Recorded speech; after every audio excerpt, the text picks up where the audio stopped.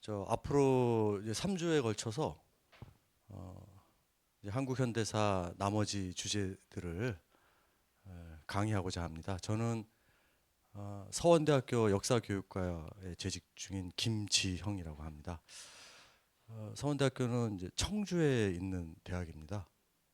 아마 또 여기 이제 계신 분들은 아마도 청주 사대를 기억하실지 모르겠는데, 예, 청주 사범대학의 전신입니다. 저도 그 사범대학에 있는 내에 있는 지금 역사교육과에서 한국사, 그 중에서도 한국 근대사, 현대사 부분 다루고 있습니다. 뭐 잘 아시겠습니다만 이번 그 강의 전체 주제가 한국 근현대사인데, 이제 한국 근현대사는 우리 그 한국사학계에서 통상 이제 세 개로 시기를 구분하게 됩니다. 그래서 개항기, 그리고 이제 일제강점기, 그리고 해방 이후 현대사 이렇게 되겠습니다. 그래서 그동안 여러분들께서 이제 개항기하고 이제 일제강점기를 순차적으로 쭉 들어오셨고, 지난 주차부터 이제 해방 이후 현대사 부분 강의가 시작되었다고 알고 있습니다. 그래서 저도 이제 현대사 전공자이기 때문에 그 이번 강의의 그 교재가 되는 이 책의 그 현대사 부분을 제가 조금 이제 관여를 했습니다. 그래서 해방 직후 시기부터 이제 최근 시기까지 쭉그 관여를 했기 때문에 제가 마땅히 지난 주차부터 현대사 강의를 시작했어야 되는데 좀 개인적인 사정이 있어가지고 지난주에 제가 마치를 못하고, 그래서 박찬승 교수님께서 지난 주차 한국 현대사 첫 번째 시간이었죠. 1945년 8.15 해방부터 1948년도 대한민국 정부 수립까지 어떠한 흐름들이 전개되었는가 하는 것을 여러분들께서 수강하셨다고 알고 있습니다. 그래서 오늘은 이제 그 이후 시기가 되는 1950년대 한국 사회에 대해서 다뤄보고자 합니다. 1950년대 한국 사회는 연배 있으신 이제 선생님들도 많이 계시고 그런데 잘 살아오시고 겪어내셨던 그 정말 참담한 시기가 아니겠습니까? 특히 이제 한국 전쟁이라고 하는 그 시기를 거치고, 그리고 한국 전쟁의 전화를 딛고 또 다시 이렇게 이제 나라 만들기죠. 네이션 빌딩에 해당되는 이제 그런 시기를 살아오셨는데, 바로 오늘 그 시기 좀 이야기해 볼까 합니다.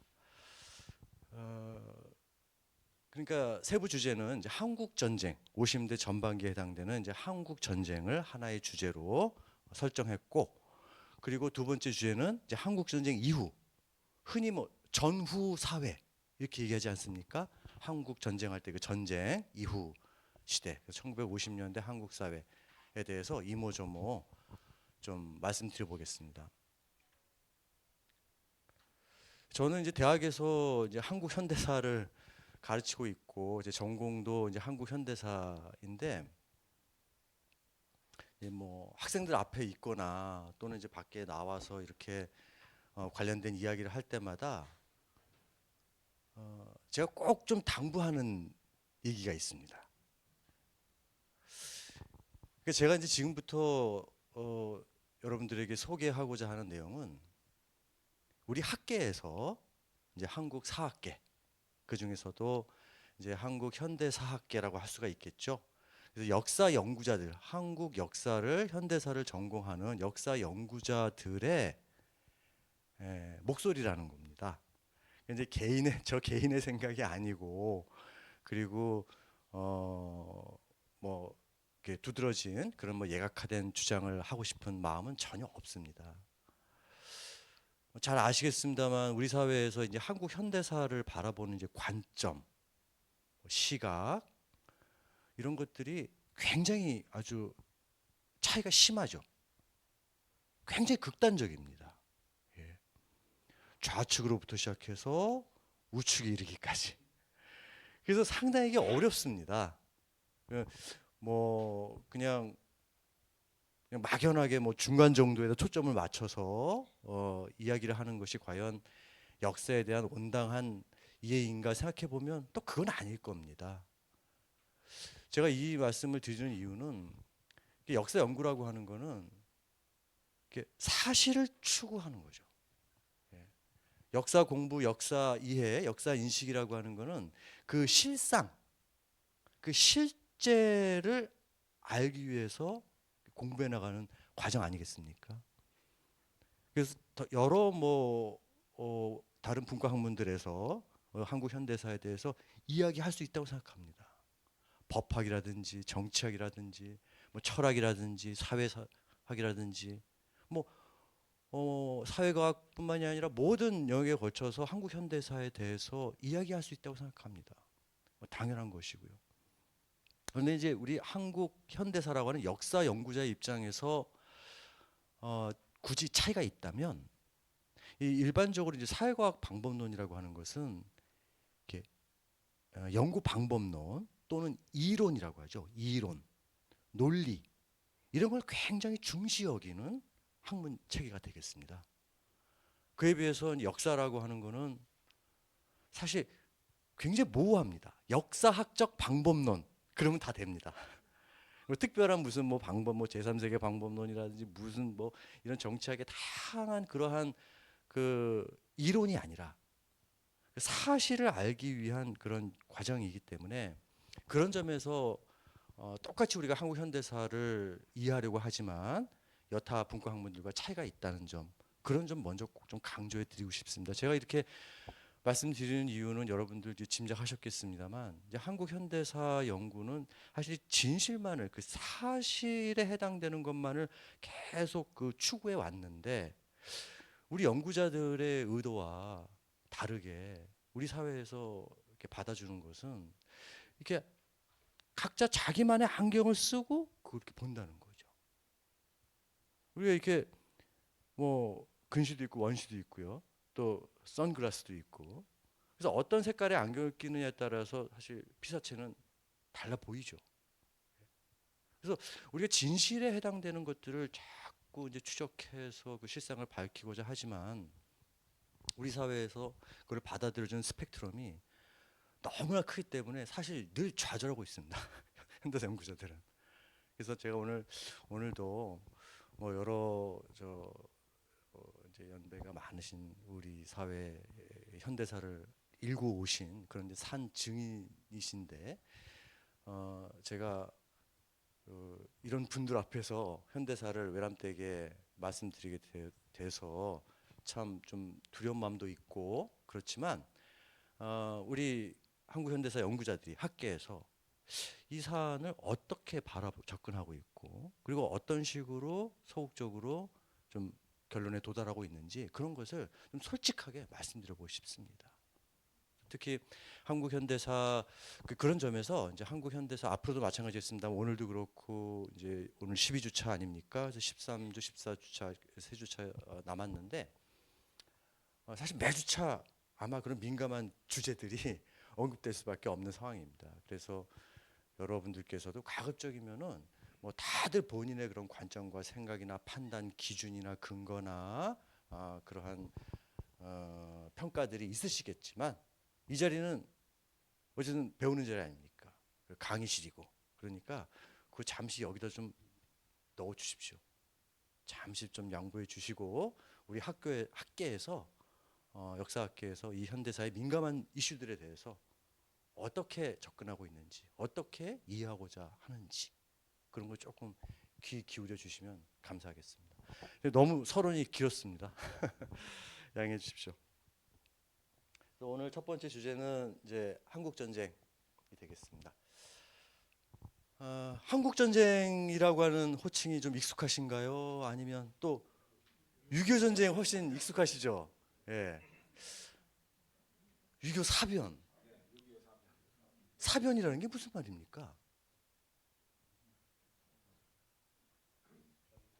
그렇죠. 커다란 뭐 변고, 변괴, 커다란 어떤 부정적인 의미의 그 사건 그런 걸 이제 사변 이렇게 하지 않습니까? 전쟁이라고 하는 의미는 명확하죠. 그렇죠? 그래서 과거에는 6.25 전쟁, 6.25 사변 이렇게 많이 불렀습니다. 그러다가 어느 시점부터 우리 학계에서는 이렇게 한국 이거 포인터 안 되죠. 먹죠.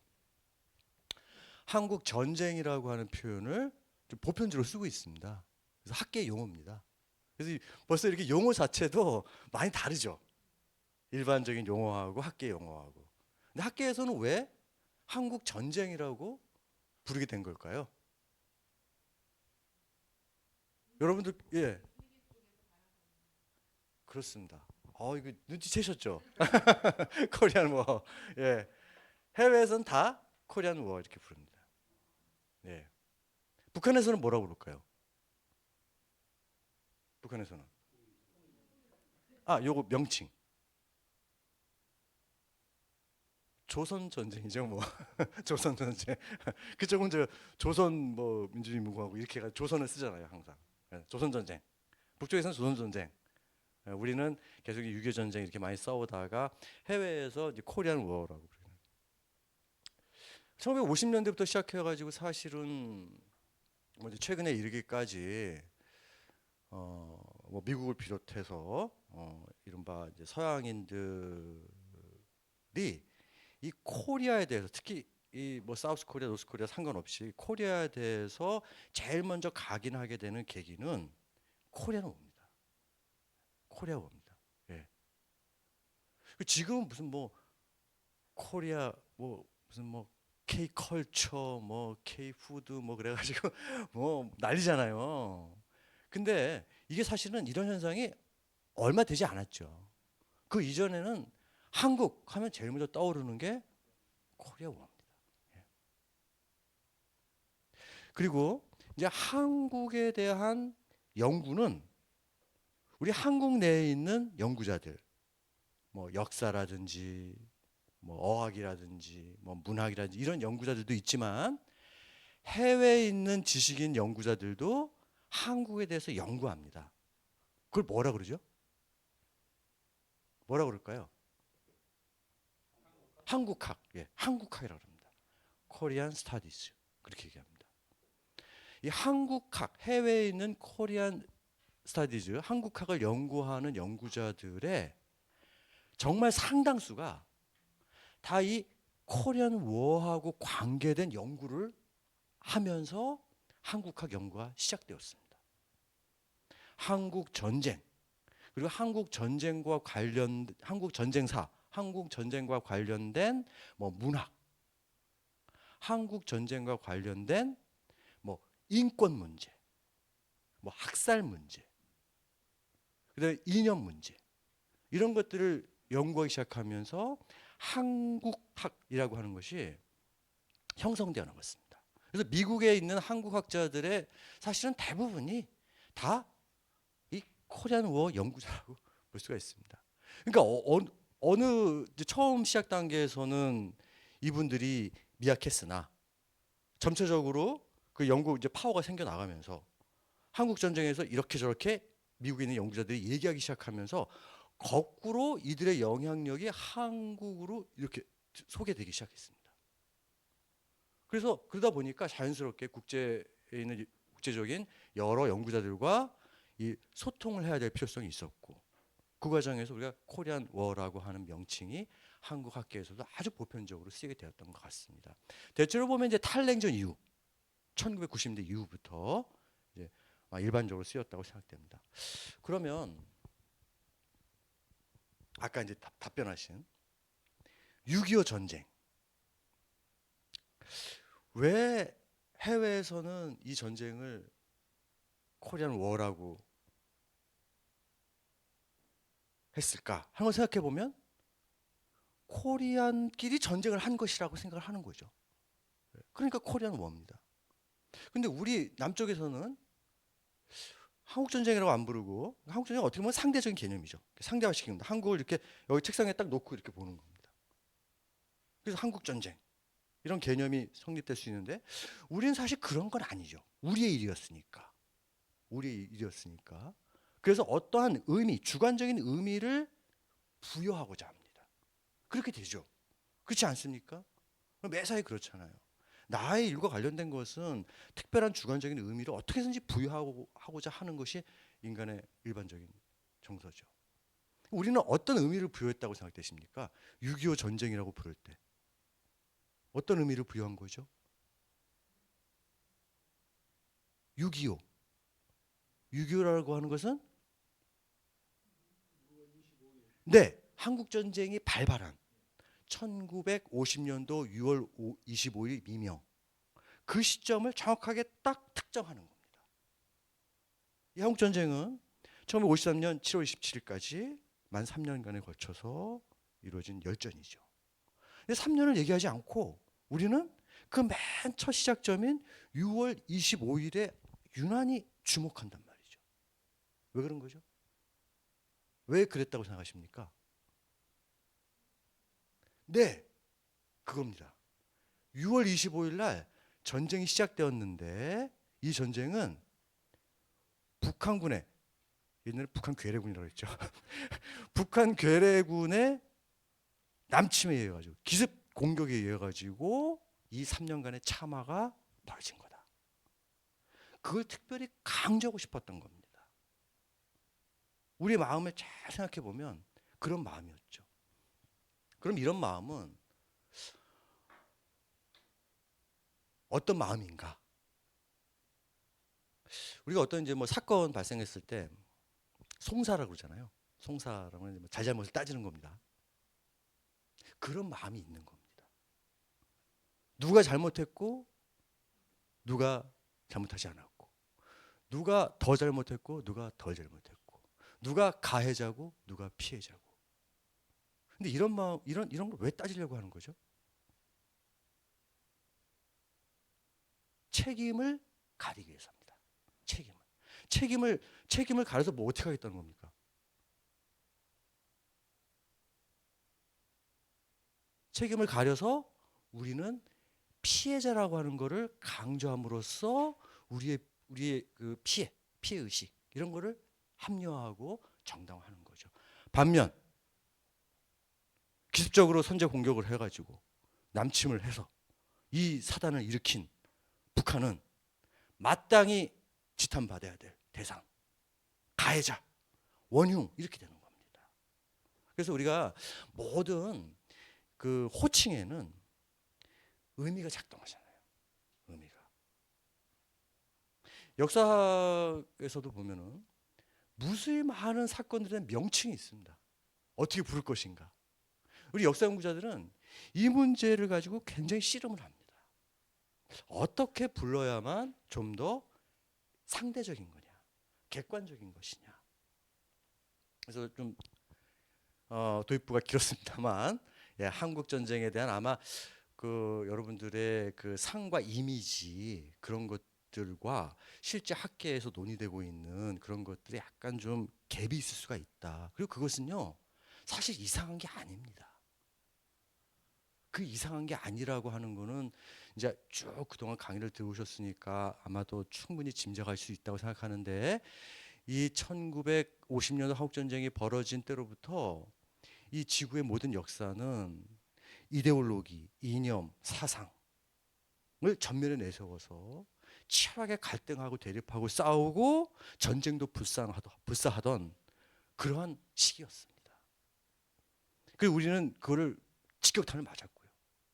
그렇기 때문에 그런 피의식 같은 것이 정말 아주 남다릅니다. 그래서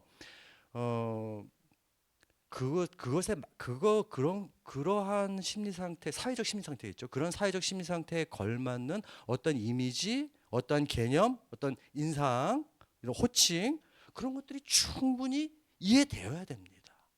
그러나 학계에서는 그것으로부터 조금 벗어나서 좀 더 객관적이고 상대적이고 이성적으로 접근해 보고자 하는 것이기 때문에 그 갭이 있을 수밖에 없다는 거죠.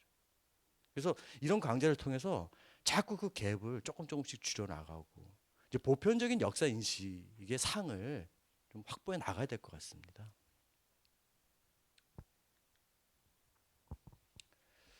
한국 전쟁이 얼마나 끔찍한 단군 이래의 최대 참극이었나 하는 것은 뭐 겪고 오셨고 또 직간접적으로 경험해 오신 세대 대부분 그런 세대이시라고 생각되는데 그렇기 때문에 뭐 새삼 얘기할 필요가 없다고 생각합니다.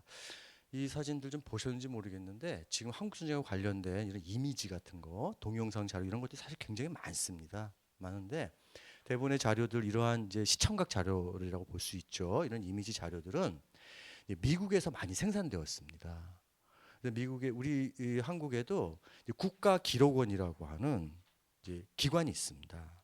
그래서 한국의 중요한 문서들 이런 것들을 이제 공공기록물 관리법에 의해서 법에 의해서 체계적으로 관리하고 보존하고 활용하고 있는데 이러한 선진적인 제도를 먼저 시작한 나라는 이제 미국이었습니다. 그래서 미국에서 이제 우리 국가기록원에 해당되는 게 내셔널 아카이브즈라고 하는 그 기구가 있어요. 그 기관에서 한국 전쟁 당시에 군인들에 의해서 촬영되었던 여러 그 필름들, 자료들, 동영상 이런 것들을 엄청나게 많이 가지고 있습니다. 물론 이제 문서들도 많이 가지고 있습니다. 그래서 그것에 도움을 받아가지고 특히 탈냉전 이후에 우리 한국 현대사 연구자들이 연구를 많이 할 수 있었죠. 이런 정말 끔찍한 사진들이요 어마어마하게 많습니다.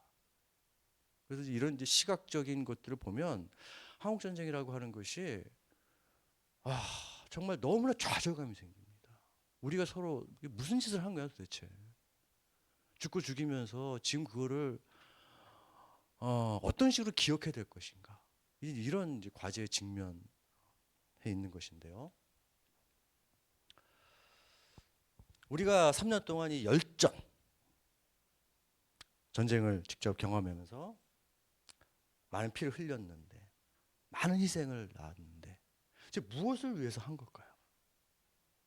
자꾸 이제 현대사 연구자들은 그런 질문을 던지고자 합니다.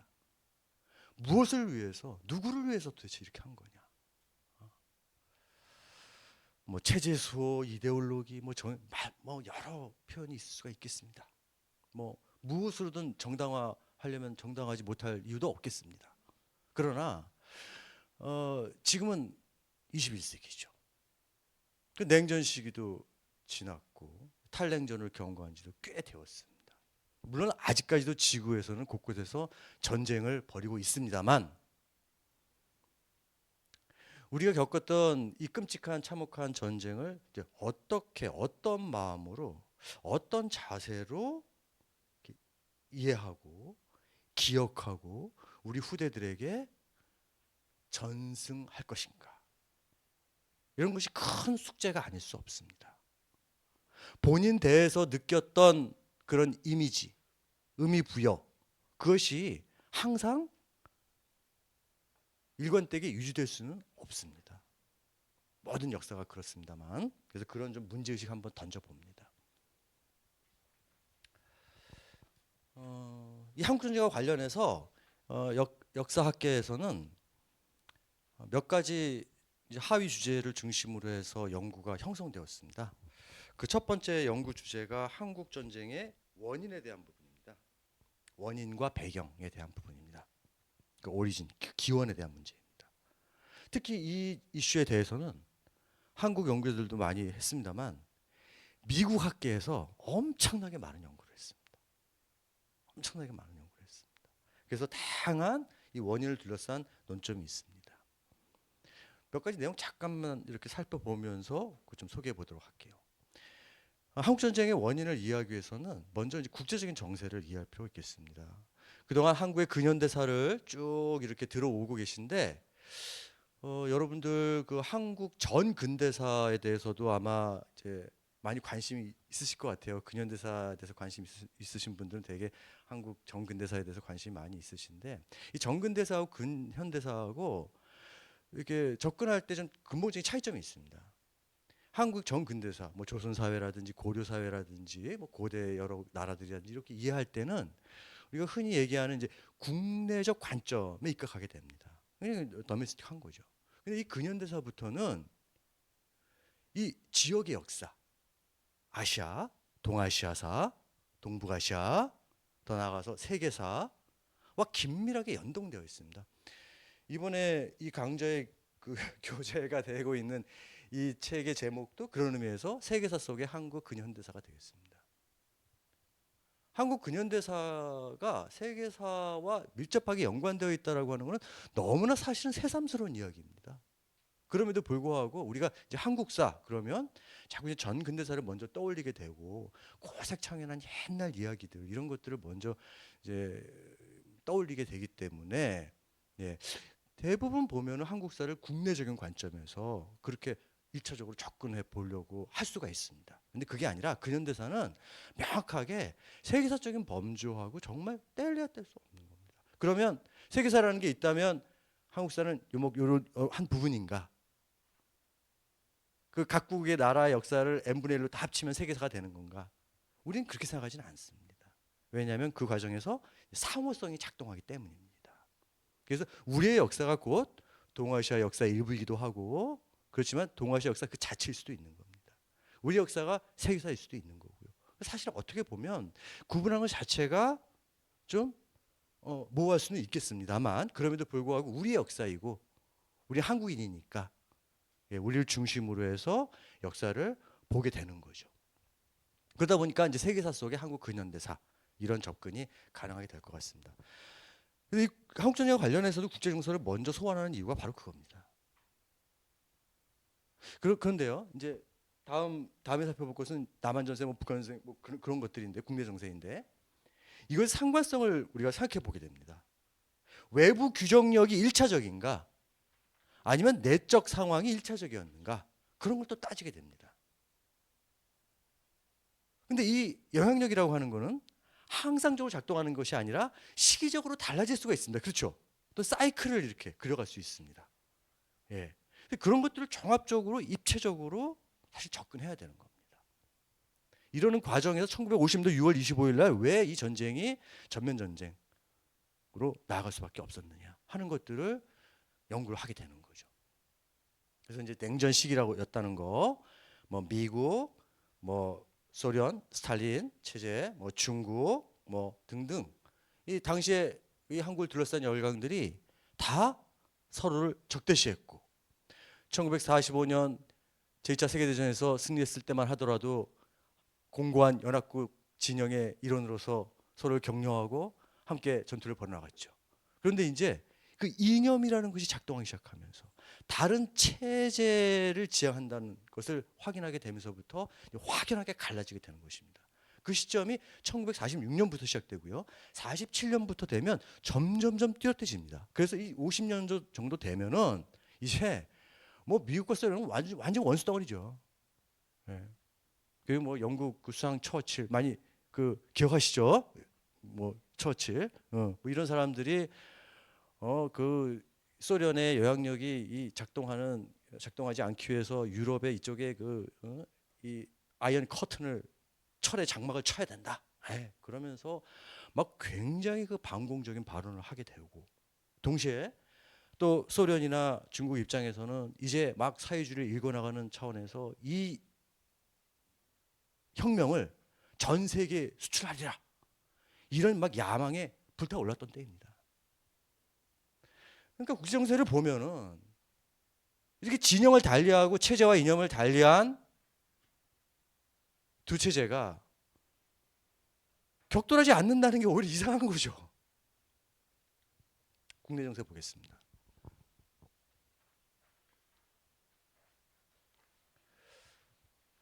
그 여러 어르신들 저 연세가 있으시니까 제가 하나 여쭙겠습니다. 그동안 이렇게 살아오시면서 부부싸움 많이 하셨죠? 저도 뭐 좀 이러쿵저러쿵 말다툼도 하고 그렇게 지냈는데 이게 부부싸움이라는 게 어느 갑자기 되지는 않지 않습니까? 그렇죠? 어느 갑자기 막 룰루랄라 뭐 커피 마시고 막 재미있게 하다가 갑자기 뭐 그러고 그렇게 되지는 않잖아요. 예. 뭔가 이렇게 쌓여 나가는 거 아닙니까? 쌓여 나가는 거. 조금씩 쌓여 나가고. 그래서 그게 어떠한 지점에 이르러서 우리 임계점이라고 그러지 않습니까? 이게 이 그래프가 이렇게 변화되는 지점, 이 임계점에 이르게 되면 이제 뭐 무언가 이렇게 화학적 변화가 일어나는 거죠. 질적인 변화가 일어나가지고 빵 터트리고 감정을 폭발시키고 그러면서 이제 대충돌이 일어나게 되는 거 아닙니까? 이 인간과 인간도 그렇고 뭐 집단과 집단도 그렇고 뭐 다 마찬가지라고 생각합니다. 하물며 나라와 나라 사이의 전쟁, 사회와 사회 사이의 전쟁도 그렇다고 봐야 되겠죠. 그런데요, 이게요, 어떻게 생각하십니까? 이런 다툼이나 갈등이라고 하는 것이 이게 힘의 관계로 봤을 때 이렇게 팽팽한 균형 관계에 있을 때 터질까요? 아니면 이 힘의 관계가 이렇게 기울어졌을 때 터질까요? 어떻게 생각하세요? 정답입니다. 모든 이 갈등 관계는 힘이 이렇게 균형 상태에 있을 때는요, 이게 유지가 됩니다. 어떻게 쓰든지 유지가 되고 미세 조정을 거치면서 이렇게 흔들릴 뿐이지 대폭발을 하지는 않습니다. 그러니까 힘의 관계가 이게 기울어졌을 때 갈등이 최고조에 이르게 되고 인류 역사 같은 경우에는 전쟁으로 치닫게 되는 거죠. 전쟁사를 연구하는 연구자들이 한결같이 하는 얘기가 바로 이 문제입니다. 예. 다시 돌아보겠습니다. 한국 전쟁도 마찬가지였다는 얘기입니다. 당시 대한민국은 이제 신생 독립국이었습니다. 어렵사리 1948년도 8월 15일 대한민국 정부를 수립했고 절반이나마 어쨌든 세웠죠. 여러 이슈들 논의들이 있을 수 있겠습니다만 어쨌든 세워 나갔습니다. 뭐 2년도 채 되지 않은 그런 상황이 되겠습니다. 그런데 남한의 정세는 상당히 위기였다고 봅니다. 일반적으로. 북한과의 갈등 문제, 특히 좌우익 간의 갈등 문제, 이것도 굉장히 심각했고 정치적, 경제적으로도 그렇게 좋은 형편이 아니었습니다. 48년 대한민국 정부 수립되고 국회에서도 이승만 대통령, 이승만 정부를 지지하는 흐름도 있었지만 반대하는 흐름도 만만치 않았습니다. 요즘에도 우리가 최근에도 그런 걸 겪었습니다만 정부와 뭐 의회의 갈등이라고 할까요? 한편으로 보면 그렇게 볼 수도 있겠죠. 근데 사실 그것보다 몇십 배, 몇백 배 심한 것이 사실 이 제1공화국 시기에 이미 있었습니다. 굉장히 큰 갈등이 있었습니다. 그러니까 이승만 정부, 이승만 정권이라고 하는 차원에서 보면 이건 명백한 위기죠. 리더십이 크게 흔들렸으니까요. 게다가 안보를 지탱해 주던 미군도 물러났고요. 여러 면에서 힘들었습니다. 반면 북한은요, 오히려 결집되어 나가는 양상이었습니다. 정치적으로도 그랬고, 당시 남한에서는 뭐 이승만 계열, 무슨 뭐 이범석 촉청 계열 뭐 해가지고 여러 보수 뭐 한민당 세력 뭐 해가지고 굉장히 여러 그 보수 진영에서도 갈등이 있었고 거기다 좌파, 그다음에 이제 뭐 중간파라고 할 수 있는 그런 정치 중도 세력들, 여러 세력들이 굉장히 복잡한 이해관계에 얽혀 있는 그런 상황이었습니다. 그걸 겨우 이렇게 진정시키는 그런 상황이었죠. 그런데 비해서 북한은 해방 직후에 뭐 빨치산 계열이라든지 뭐 중국 그 연안파라 그러죠. 중국 공산당 출신들. 그다음에 국내 공산주의자들이 또 글로 올라가 가지고 어떤 파벌을 형성했고 여러 이런 복잡한 구도가 있었지만 그거를 김일성이 초기에 확실하게 제압을 하고 조선 노동당을 중심으로 해서 구심점을 형성해 나가는, 그러니까 힘이 이렇게 집중되어 나가는 과정이었다는 거죠. 반면 우리는 이거 힘이 이완되어 나가는 과정이었다는 거죠. 이런 구조적인 상황에 연구자들이 굉장히 주목하고 있습니다. 우리 개인과 개인의 갈등, 어떤 집단과 집단의 갈등, 단체와 단체의 갈등, 뭐 정당과 정당의 갈등도 마찬가지겠습니다만 이런 구조적인 것이 상당히 중요하죠. 1948년, 1950년, 그러니까 한국 전쟁이 벌어지기 그 직전 상황 잠깐 뭐 소개해 봅니다. 과거에는요 한국 전쟁과 관련해서 이러한 그 실상들이 잘 알려지지 않았고 그리고 주목하지도 않았습니다. 왜였죠? 우리 아까 확인하지 않았습니까? 왜 그랬죠? 이건 별로 중요한 게 아니야. 아무것도 중요하지 않습니다. 한국전쟁과 관련해서는 1950년 6월 25일 새벽에 북한이 소련제 탱크를 앞세우고 전면적으로 남침을 했다는 거, 그 사실이 너무나 중요하다고 생각했기 때문입니다. 근데 다른 것들은 별로 그렇게 의미를 두지 않았고 강조해서 유심히 살펴보려고 하지 않았죠. 그런데 연구자들이 탈냉전 이후에 미국에서도 자료가 쏟아져 나오고 소련에서 자료가 쏟아져 나오고 중국에서도 자료가 쏟아져 나오고 일본에서 자료가 쏟아져 나오고 이런 걸 보니까 1950년 6월 25일 직전에 4850년식이라고 그럽니다. 4850년 사이 시기에 이게 이미 그냥 난리가 난 겁니다. 38선이라고 하는 거는. 49년 한 해만도 874회의 전투가 벌어진 겁니다. 하루에 평균 2번 내지 3번입니다. 무슨 얘기인가요? 밥 먹듯이 38선을 완쪽에서 넘어 왔다 갔다 하면서 보복을 했다는 겁니다. 저쪽에서 밤에 몰래 와가지고 우리 쪽 하나의 소대를 작사를 내요. 우리 가만히 있을 수 있습니까? 우리도 그날 가가지고 박격포 들고 가가지고 초토화시키죠. 이런 식으로 계속 반복을 했던 겁니다. 그 결과 1950년도 6월 25일 전면 전쟁으로 치달았다고 보고 있는 거죠. 그렇기 때문에 제가 아까 말씀드린 그 한국전쟁을 우리가 기억할 때 기성세대가 기억하는 그 가장 인상적인 핵심적 내용은 1950년도 6월 25일 날 남침, 그것을 딱 기억하는 겁니다.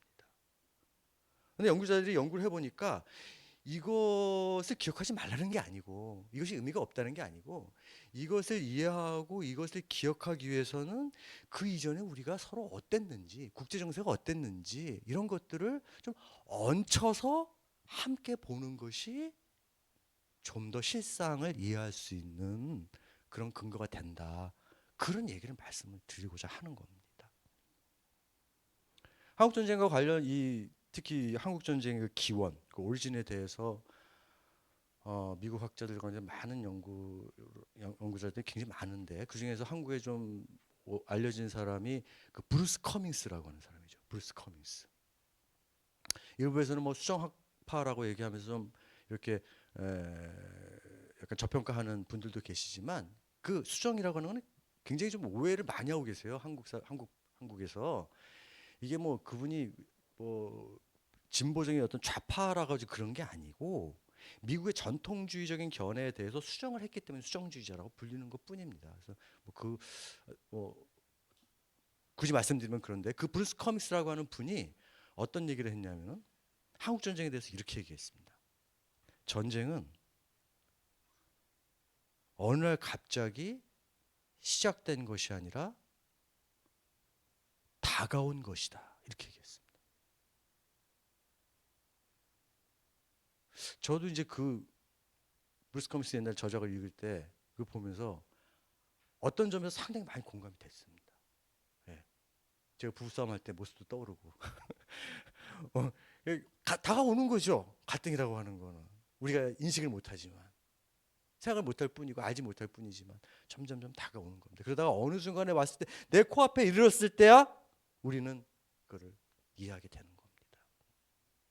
물론 역사적 사실로서 남침이라고 하는 것은 변하지 않습니다. 이것은 변하지 않는 사실입니다. 한때는요, 뭐 남침이니 북침이니 제한전쟁설이니 굉장히 여러 수십 개에 달하는 그런 가설들이 있었습니다. 한국전쟁의 원인과 관련해서. 그런데요, 탈냉전 이후에 싹 정리됐습니다. 미국 쪽이나 중국, 북한 쪽, 소련 쪽에서 나온 자료들을 보면 이건 명확한 사실이거든요. 개전 주체는 북한이었고 소련과 중국의 호의적인 도움을 받아서 체계적으로 준비해서 가장 짧은 시간에 남쪽을 효율적으로 정복을 해가지고 그들이 내세우는 통일국가를 선포하고자 하는 그런 작전 계획서가 명확하게 실증되었습니다. 이 사실에 대해서는 지금 학계에서 논란을 벌이지는 않습니다. 한때 뭐 잠깐 그런 적이 있었습니다만 80년대라든지 90년대 초에 약간 그런 적이 있었습니다만 이미 이거는 이제 학계에서 다 정리된 문제이기 때문에 이 사안에 대해서는 재론할 바가 없다고 생각됩니다. 그러나 남는 문제라고 한다면 제가 아까 말씀드렸던 것처럼 여전히 한국 전쟁은 이 북침 어 그러니까 남침 북침할 때 왜 그거 있었잖아요. 저 몇 년 전에도 초등학교 학생들한테 설문조사를 했다는 거 아니에요. 한국 전쟁이 남침이냐 북침이냐. 그러니까 학생들이 남침이에요. 그렇게 답변하는 학생들이 많았다는 거잖아요. 그러니까 저 뭐요? 북침이다. 북침이다. 뭐 그런 식으로. 그러니까 이게 이 우리 말이 좀 그렇게 남쪽이 앞에 들어가냐 북쪽이 앞에 들어가냐 따라가 좀 헷갈리게 돼 있잖아요. 그래서 거기 그에 따른 착오인데 이제 정치적으로 강조된 남침론이라고 하는 거는 뭐냐? 북한이 내려왔다는 걸 우리가 강조했던 이유는 뭐냐? 아까 말씀드렸던 것처럼 그 바로 책임론입니다. 책임론. 그래서 북한뿐만이 아니라 북한의 전쟁에 동조한 중국이나 소련 이러한 이제 사회주의 국가들에 대한 책임. 그래서 이 문제를 이게 이데올로기의 문제, 이념의 문제, 체제의 상이함의 문제로부터 이렇게 찾으려고 하는 그런 태도에서 비롯되었다고 생각합니다. 이런 태도에 대해서 그 잘잘못을 따지자는 게 아니고 우리가 왜 그러한 사회적인 감수성을 키워나갈 수밖에 없었고 그것을 이어나가게 되었는가 하는 것을 스스로 돌아보자라고 하는 취지에서 접근하고자 하는 것입니다. 전쟁의 전개 과정 제가 앞부분 좀 많이 얘기해가지고 시간이 좀 많이 갔습니다만 전쟁의 전개 과정 잠깐 요약해 보겠습니다. 지금 통상 이 한국 전쟁의 전개 과정은 이제 네 시기로 이렇게 구분합니다. 네 시기. 이게 일반적입니다. 모든 연구자들이 다 동의한 건 아니고 우리가 전쟁을 시작할 때도 뭐 자 지금 일기야 뭐 그런 건 아니죠. 그렇지만 이제 역사 연구자들이 시기 구분을 했을 때 통상 이렇게 4기로 구분합니다. 일기는 아시는 것처럼 북한이 전면 남침을 해가지고 9.15 인천 상륙작전을 통해서 전세를 역전하기까지 이 시기는 완전히 일방적으로 밀리던 시기였습니다. 이때 특징은 이승만 대통령께서 한국군에 대한 작전 지휘권을 이렇게 구두로 먼저 유엔군 사령관에게 넘게 됩니다. 그래서 우리가 대전 협정에 나중에 편지를 썼기 때문에 대전 협정이라고 얘기를 하는데 이때 넘어간 한국군에 대한 작전 지휘권을 우리가 아직까지도 온전하게 회수하고 있지 못한 상황입니다. 여러 가지 이제 예외성 이런 거를 가지고 끌어오고 있는데 그래서 이 문제가 우리 사회에 계속 논란이 됐고 탈냉전 이후죠. 1994년도 무슨 대통령 무슨 정부 시절이었습니까? 예?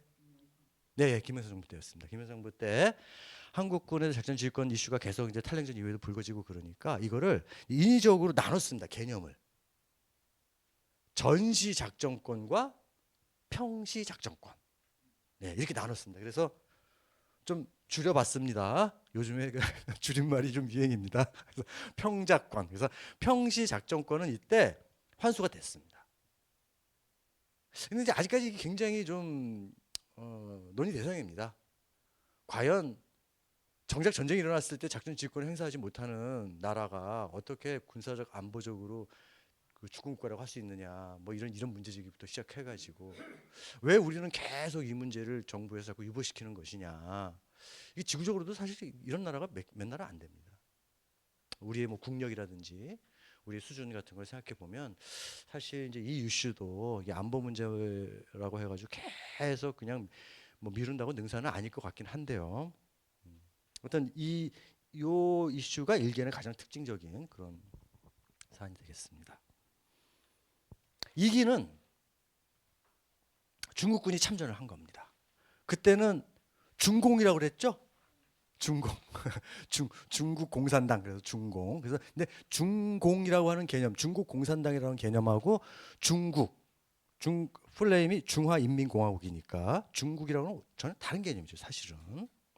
우리가 지금 뭐 정부가 없습니다만 뭐 윤석열 정부라고 하는 거하고 대한민국이라고 하는 건 완전 다른 거잖아요, 그죠? 그래서 학계에서도 초기에는 탈냉전 이전에는 중공이라는 표현도 많이 썼습니다. 그런데 그 이후에는 일반적으로 다 중국 이렇게 쓰고 있습니다. 그래서 중국군이 이제 참전을 하게 됨으로써 이 전쟁의 성격이 바뀝니다. 일기만 하더라도 이제 남과 북이 일단 싸웠고 미군만이 우리 측을 돕기 위해서 미군만이 참전을 한 상황이었기 때문에 이거는 아직까지 국내전, 내전적 성격에 머물렀다 이렇게 봅니다. 그런데 이 중국 군대가 참전함으로써 이 전쟁의 성격이 완전 바뀌어서 국제전의 성격으로 달라지게 됩니다. 중국이 참전한 이유는 다음과 같습니다. 한문 세대시니까 잘 읽을 줄 아시죠? 뭡니까? 순망치한. 뜻은? 입술이 망하면 없으면 이가 시리다. 여기서 이빨은 자기네 나라입니다. 중국. 입술은 우리 한국, 조선이라는 거죠. 가만히 생각해 보면 좀 기분이 별로 안 좋아요. 왜 우리가 입술인가? 우리가 그리고 뭐 입술이 뭐 이빨 보호하기 위해서만 있는 건 아니지 않습니까? 우리 한국이 존재하는 이유가 뭐 중국을 막기 위해서 존재하는 건 아니지 않습니까? 그러니까 이제 중국의 입장에서 이렇게 생각했다는 거죠. 그러니까 이건 뭘 얘기하냐면 운명 공동체로 봤다는 겁니다. 운명 공동체로 봤다. 조선이 없어지면 미국의 어떤 그런 힘이 군사적인 압박이 그냥 대륙으로 들어오게 된다라고 하는 그런 위기 의식이 있었다라고 하는 겁니다. 이걸 통해서 생각해 보려고 하는 거는 중국이 실제로 위기의식을 느꼈을까 못 느꼈을까 하는 겁니다. 우리가 생각하기에는 중국이 왜 남의 나라 전쟁에 끼어들어가지고 이러느냐, 그 지형을 만들었느냐 이렇게 생각할 수가 있겠습니다만 중국 입장에서 보면 중국은요 우리보다 더 신생공화국이었습니다. 지금 중국이 몇 년도에 건국됐습니까? 1949년 아닙니까? 그러니까 이제 1년 됐습니다. 근데 미군이 참전을 해가지고 막 밀어올릴 태세입니다. 그리고 미국이 정확하게 참전을 결정한 1950년 10월 2일이라고 하는 거는 한국군과 미군을 중심으로 한 유엔군이 38도선을 넘어서 북진을 한 바로 그 다음 날입니다. 38도선을 넘어서 북진한 날이 10월 1일입니다. 무슨 날이죠? 국군의 날. 그래서 그날이 국군의 날이 된 겁니다. 그날 그 광경을 딱 보고 마오쩌둥이 판단하게 됩니다. 이거 이러다가 조중, 중조, 국경선까지 올라오는 거 아니야? 이런 위기의식을 갖게 되었다는 거죠. 그래서 우리가 뭐 이제 중국의 참전을 뭐 이해하자고 이런 얘기를 하는 건 아닙니다. 다만 이 역사는 계속 상대화시켜야만 객관화될 수가 있는 거거든요. 그들 나름대로의 논리를 우리가 이해하지 못하고 따라가지 못한다면 계속 이게 만날 수가 없습니다. 역사 인식이라고 하는 거는 태양선을 긋을 수밖에 없는 거 아니겠습니까?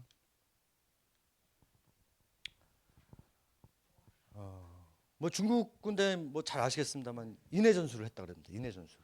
인해 무슨 말입니까? 사람으로 그냥 인구가 많으니까 사람으로 막 그냥 해가지고 사실일까요? 사실이라고 지금 연구자들은요 사실인 측면도 있지만 너무 그렇게 접근하는 것도 희화화되는 측면이 있다 이렇게 보고 있습니다. 이게 무슨 얘기냐면 실제로 장비나 뭐 무기나 이런 게 낙후하죠.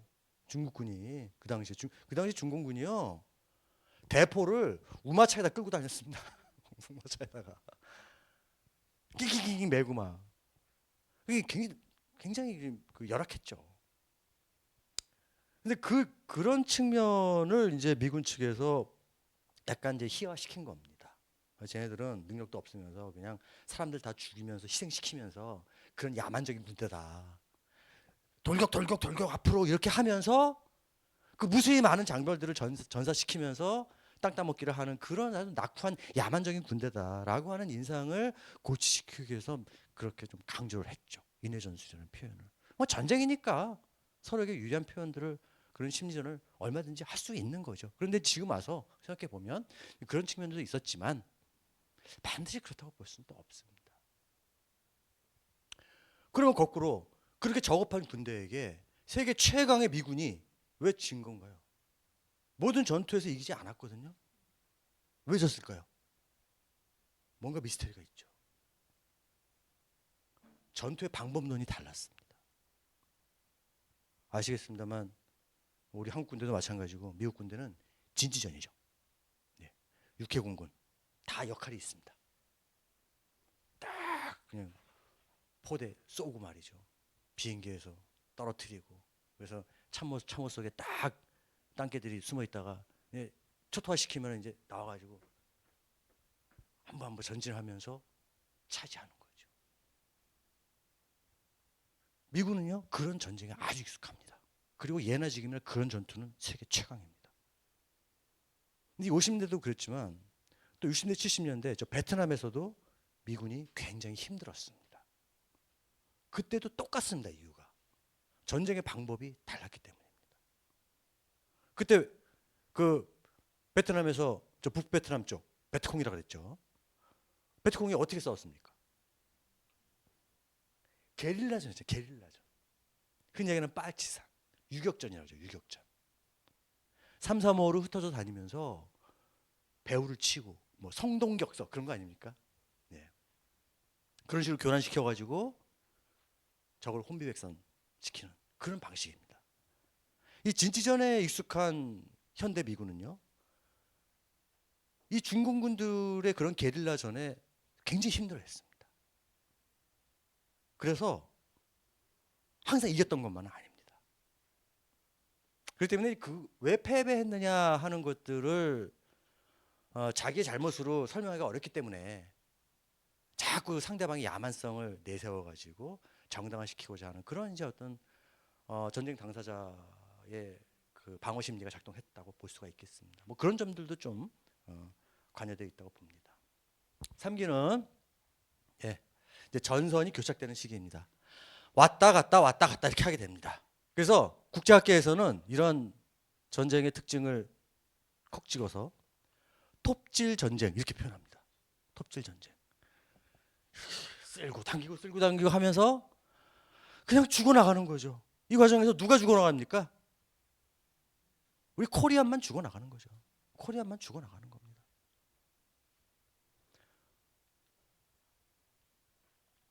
그 이런 이제 심리전, 뭐 삐라라고 그러죠. 빌 영어 빌을 이제 일본 사람들이 발음이 안 되니까 삐라 이렇게 한 건데 이런 이제 전단지 같은 거 서로 간에 막 뿌려가면서 갈등을 조장하면서 심리 충동을 하고 이러면서 엄청난 그 교착 국면을 맞이하게 됩니다. 그러다가 1951년 6월 말부터 전쟁이 마무리되는 53년 7월까지 약 2년간이죠. 우리 한국 전쟁 몇 년이요? 3년. 3년인데 휴전 협상 기간은 2년. 그 3분의 2, 2년입니다. 이 기간에 38도선을 경계로 해서 엄청난 소모전이 전개되었습니다. 소모전, 그걸 소모전이라고 그러죠. 이제 이때야말로 그냥 어린 장병들, 학도병들 막 막으면서 저쪽에서도 뭐 동원 체제로 해가지고 모집해가지고 그냥 갖다 막으면서 고지에서 그냥 다 죽이는 거죠. 그렇게 소모전을 하면서 38도선 지금의 이제 판문점이죠. 당시에 널문리, 한자로 이제 판문점, 우리말로 널문리라고 하는 그곳에 모여가지고 협상이 시작된 겁니다. 지리한 협상이 시작됩니다. 왜 이렇게 오래 갔을까요? 좀 더 유리하게, 자기 측에 유리하게 이 전쟁을 마무리하고 싶은 거죠. 여러 가지 이슈가 개입되었습니다.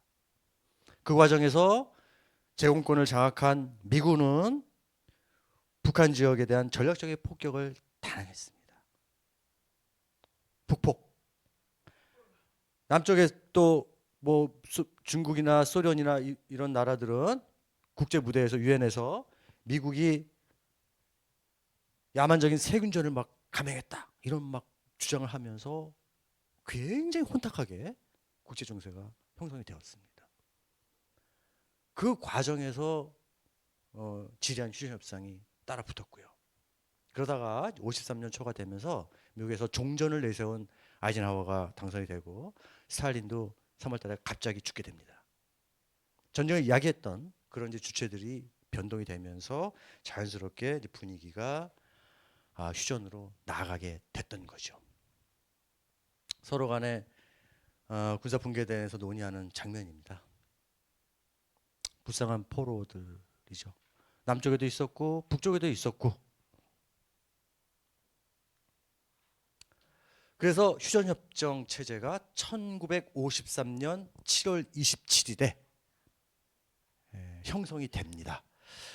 휴전, 이거 무슨 휴자입니까? 예, 쉴 휴자. 전쟁을 쉰다 이겁니다. 쉰다. 포즈 내지는 뭐 잠깐 중지하는 그런 개념이죠. 그만둔다 또는 뭐 정전 이렇게도 표현합니다. 그래서 과거에는 이제 휴전 체제 이런 표현을 많이 썼고 지금에는 이제 정전 체제 이런 표현도 많이 쓰고 있습니다. 말 그대로 전쟁을 잠시 포즈한다는 얘기입니다. 멈춘다는 얘기입니다. 그렇기 때문에 이 긴장 상태가 아직까지도 가셔지지 않고 지금껏 유지되고 있는 거죠.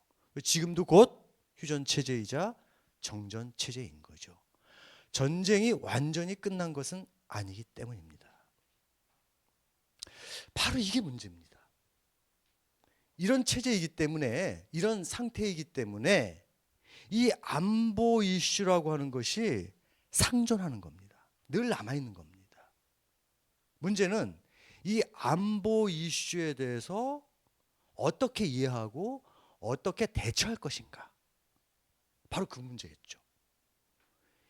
이러한 태도에 따라서 정치적인 입장도 달라지고, 예. 이른바 어떤 진보 보수 간의 갈등도 이 이슈를 안보 이슈를 어떤 식으로 대응하고 이해하고 대처할 것인가에 따라서 그 간극이 발생했다고 생각이 됩니다. 휴전 체제는요, 휴전 협정이라고 하는 거는 이 정전 협정에 서명한 서명 당사국들에 의해서 유지되는 체제입니다. 그럼 보겠습니다. 어떤 사람들이 서명을 했는지. 여기 이제 정전협정문이라는 게요. 보셨어요 혹시? 엄청 방대합니다. 엄청 방대해요.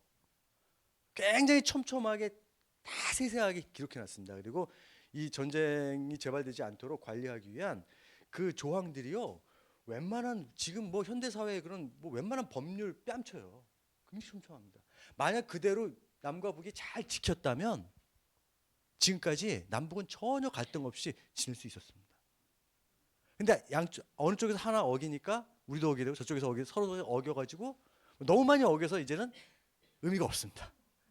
이 정전협정의 맨 마지막 문서를 그 페이지에 보면 이렇게 서명이 되어 있는데요. 이겁니다. 이렇게 되어 있습니다. 원본인데 영어 본도 있고 우리말 본도 있습니다. 물론 중국어 본도 있습니다.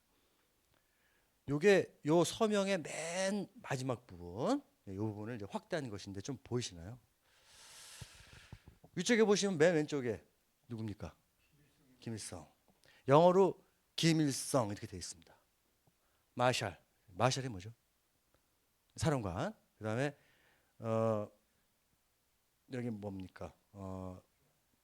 예, 데모크라틱 People's Republic of Korea 이렇게 되어 있습니다. 그래서 북한이 얘기하는 이제 북한의 그 플레임이죠. 조선민주주의인민공화국 수프림 커맨더 최고사령관 이름으로 김일성이 딱 서명을 했습니다. 그 옆에는요. 팽덕회 한자로 팽덕회라 쓰는데 펑더화입니다. 펑더화이 굉장히 유명한 사람입니다. 중국에서 중국 공산당 내에서 서열이 굉장히 높고 한때 그 국방장관까지 여기만 굉장히 1세대죠. 조선인민지원군 사령관 명의로 했습니다. Chinese People's Volunteers 이렇게 되어 있습니다. 딱 서명했습니다. 그 다음에 마크 W. 클라크 제너럴 United States Army 커맨더 칩 미군 사령관 딱 서명했습니다. 누가 없어요? 아니 이승만 대통령 어디 가셨어요? 왜 서명을 안 하신 거죠? 왜 못 하신 건가요? 아까 우리 어떤 장면으로 소환해야 됩니다. 일기에 있었던 한국군에 대한 네네네네 작전 지휘권을 유엔군 사령관이자 미군 사령관에게 넘겼으므로 이분이 서명하는 것으로 가름이 된 겁니다. 근데 좀 기분은 좀 그렇죠. 어이가 없어요. 그다음에 밑에는 이 사람들을 대표해서 프리젠트 남일이라고 하는 북한의 장군,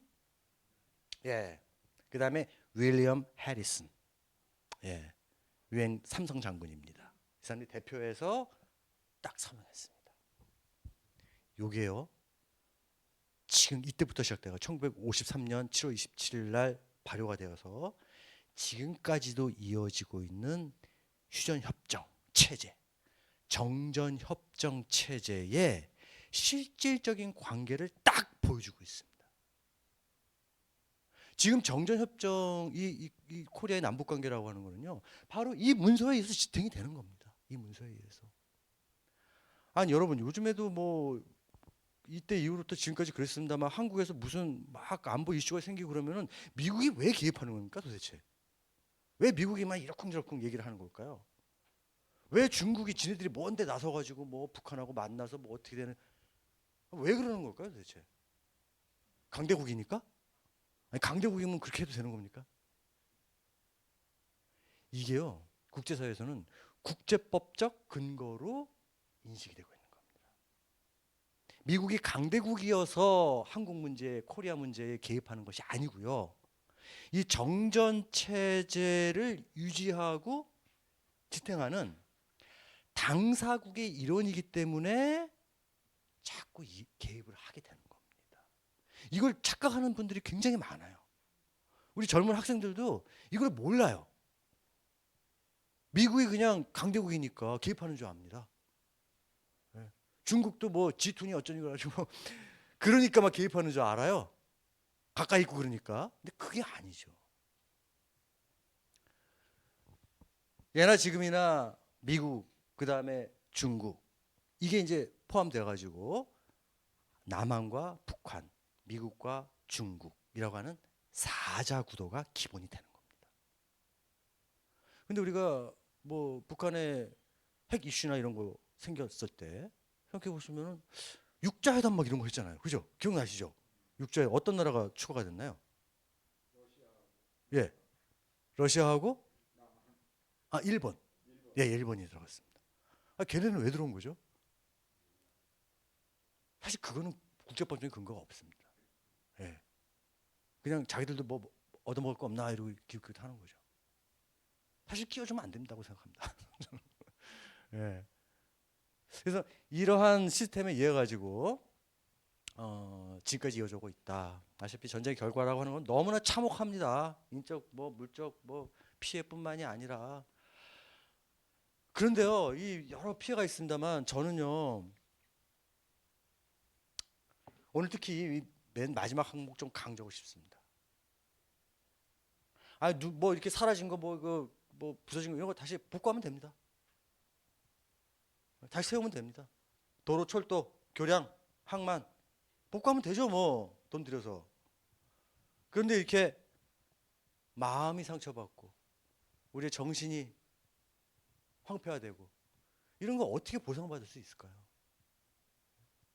우리가 한국 전쟁을 통해서 우리가 앞으로 이제 다음 주제를 50대 한국 사회를 통해서 살펴보겠습니다만 엄청 북한을 증오하게 됐습니다. 예. 미워하는 거를요 정당화했습니다. 저도 방공교육 받고 자란 세대입니다. 학교에서 선생님이 북한을 미워하는 것을 가르쳤단 말이죠. 인간이 인간을 미워하는 것이 괜찮다는 거예요. 그리고 저주해라. 이런 일들이요 한국 전쟁이 아니었으면 가능했을까요? 그러니까 우리가 받은 이제 심리적인 정신적인 상처 그리고 이 황폐함 그다음에 이데올로기의 어떤 편향성 이데올로기라고 하는 것은 영원하지 않죠. 인류 역사에서 고대로부터 오늘날 여기까지 얼마나 많은 이데올로기 이념 제도가 명멸했습니까? 영원한 이데올로기는 없습니다. 우리가 신봉하는 이데올로기가 과연 그걸 가지고 인간이 인간을 미워하고 저주하는 것을 정당화할 수 있을 것인가?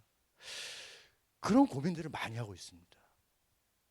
그래서 여러 이런 전쟁의 결과 가운데서 이런 참혹함 이런 걸 보면서 반성하는 거죠.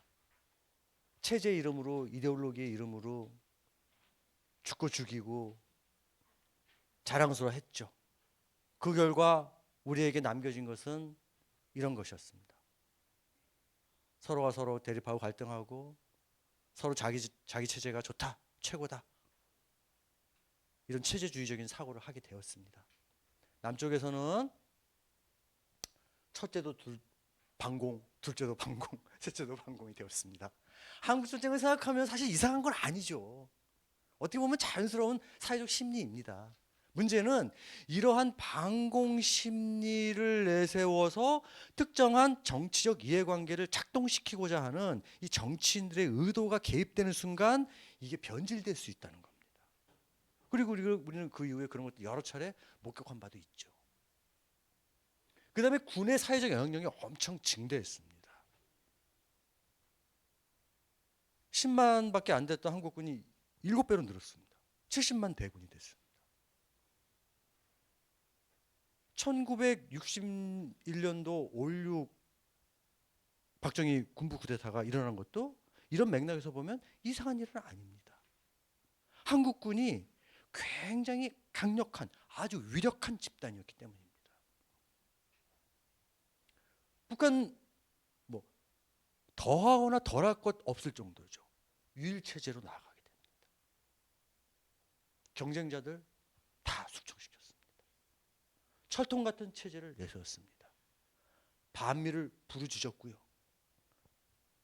자주를 내세우면서 북한 인민들을 결속시켜 나갔습니다. 그것도 독재죠. 병영 국가고요. 굉장히 유사한 모습으로 나아가게 됩니다. 이런 거를 국제학계에서는 정치학계에서는 뭐라고 표현하냐면 역사학계에서는 어떤 이걸 개념화시키는 걸 좀 주저주저 하게 되는데 정치학자들은 그런 거 잘해요. 정치학에서 뭐라고 얘기하냐면 미러 이펙트라고 합니다. 거울 효과, 거울 영상 효과. 막 미국이 소련을 비난하죠. 저것들. 근데 거울 속에 자기 모습을 보고 비난하는 것처럼 같은 그런 효과라고 하는 거죠. 서로가 서로를 비난하면서 닮아가죠. 왜 가정폭력도 그렇다잖아요. 가정폭력도. 아버지가 막 가정폭력 하고 막 자식들이 기가 죽어가지고 나는 아버지 돼가지고 저러지 말아야지. 그렇게 생각하면서 자랍니다. 그런데 커서 어느 순간 자기도 모르게 아버지처럼 이러고 있는 거죠. 그게요 35%래요. 그렇게 될 가능성이. 미러 이펙트죠. 첫 번째 주제는 이 정도로 마치도록 하겠습니다. 지금 시간이 이제 3시 9분, 3시 10분인데요. 한 10분 정도, 10분 15분 정도 뭐 질문하실 거 있으시거나 뭐 의견도 좋습니다. 뭐 생각 나누고 싶은 생각 있으시면 말씀해 주십시오.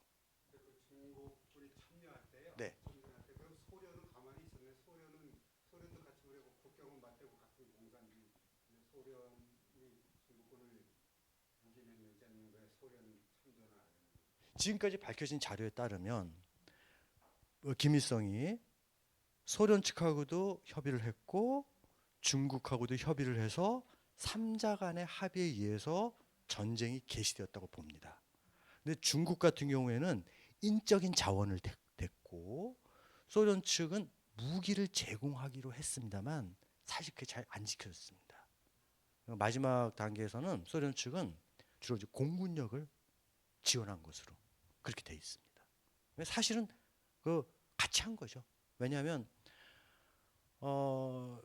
그 소련 측에서 나온 자료에 보면은요, 그 6월 25일을 기점으로 해가지고 전면 남하 진공 작전이라는 작전 지도라는 게 딱 나오는데 그 작전 지도를 작성하는 과정에서 소련의 그 장군들이 결정적인 도움을 줬습니다.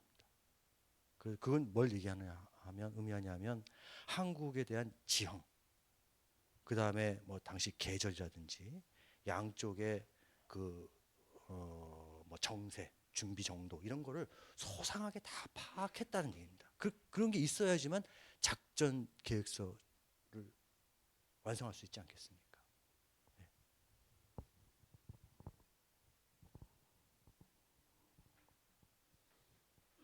또뭐 다른? 유엔 16개국이 참전하잖아요. 네.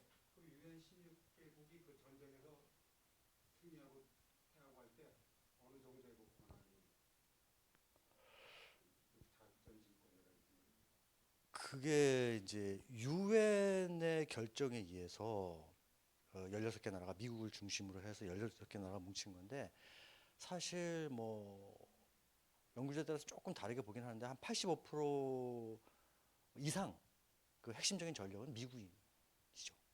그리고 상당한 나라들이 뭐 의료 지원이라든지 생필품 지원 이런 거 이제 북구 쪽 유럽 나라들 같은 경우는 그런 쪽으로 많이 했고요.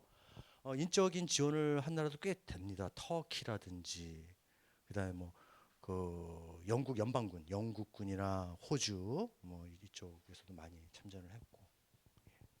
근데 핵심적인 거는 이제 미군이죠. 그 아까 그 한국 전쟁 말씀하시면서 네, 브루스 커밍스 말씀하시잖아요. 네, 네, 그 이 학자의 그 우리 한국 전쟁에 대한 어떤 그 기원이라든지 네, 또 오늘날 우리 그이 사람 그 분석에 대한 오늘날 어떤 그 의미 같은 거 네. 여기에 대해 조금 더 좀 소상하게 말씀해 주시면 좋겠습니다. 좀 얘기가 깁니다만 잠깐만 좀 압축적으로 말씀드려보겠습니다. 아까 제가 이제 전통주의와 수정주의 이렇게 말씀드렸는데 이 브루스 커밍스 같은 경우는 수정주의의 대표자로 이렇게 알려져 있습니다. 한국 학계에. 근데 이게 미국의 국제정치학계에서 만들어진 개념인데 전통주의자, 트레디셔널리즘이고 수정주의자는 말 그대로 이 전통주의적인 견해를 수정해서 보는 리비저니즘입니다. 그런 용어의 차이입니다. 근데 이 전통주의라고 하는 건 뭐냐? 아, 최소한 2차 대전 이후에 국제사회에서 벌어진 모든 갈등의 원인은 소련을 중심으로 한 이 공산 집단의 국제적 야욕과 관련이 돼 있다. 이렇게 보는 겁니다. 그게 이제 전통주의적인 해석입니다. 예, 미국 이제 보수 학계의 전통주의적인 해석이라는 그런 얘기입니다.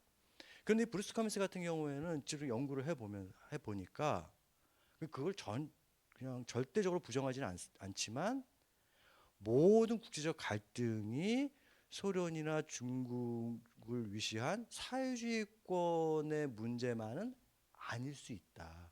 이런 수정된 견해를 제시합니다. 즉 미국의 대외 정책의 오류, 실패 이런 측면에도 원인이 있을 수 있다라고 하는 것이 이른바 리비저니즘의 핵심입니다. 그러니까 우리가 생각하는 건 많이 달라요.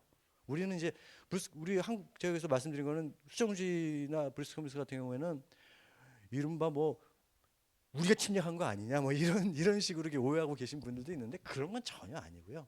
그런 논의는 아닙니다. 그래서 제가 아까도 말씀드렸던 것처럼 이 역사의 그 사실을 본인의 자신의 또는 자신이 속해 있는 어떤 세력이나 집단이나 정당의 그 정치적 유불리와 관련해 가지고 이거를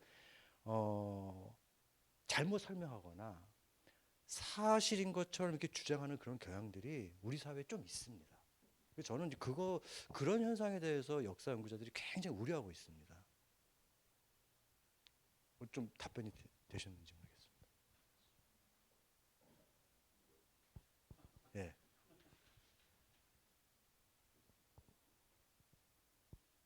뭐 더 하실 말씀 있으세요?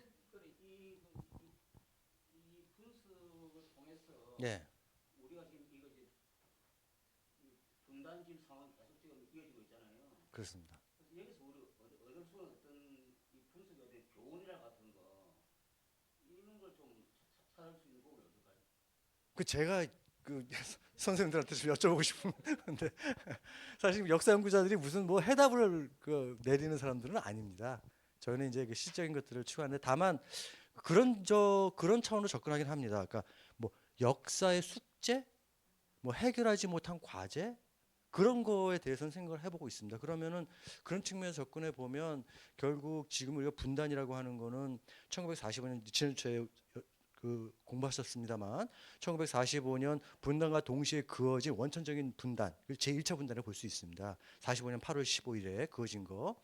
그 다음에 1948년도 남과 북의 두 개의 정부가 수립되면서 그어진 2차 분단이라고 볼 수 있고요. 지금 우리가 살펴본 1953년 3차 분단. 이게 분단의 결정판이죠. 그러니까 우리가 생각하는 게 분단이라고 하는 거는 어느 날 갑자기 이렇게 생긴 게 아니라 역사적으로 세 번의 단계를 거쳐가지고 이렇게 중층적으로 농축되면서 확장된 분단입니다. 그런 점에서 보면은 가장 그 마지막 분단, 그 분단을 유지하고 지탱해오는 힘은 좀 전에 봤던 것처럼 바로 그 정전협정문, 휴전협정문에 있습니다. 그렇기 때문에 탈영전 이후에 어떤 이슈가 우리 사회에서 제기되었냐면 이 휴전 체제를 종식시키고 합의하에 서명 당사국들과의 합의하에 종식시키고 평화 유지 체제, 평화 관리 체제라고 하는 새로운 협정을 체결해야 된다. 이런 이슈가 나오는 거죠. 그런 거는요. 역사의 어떤 과제를 해결해야 된다는 측면에서 상당히 좀 유익한 그 논의라고 생각을 하고 있습니다.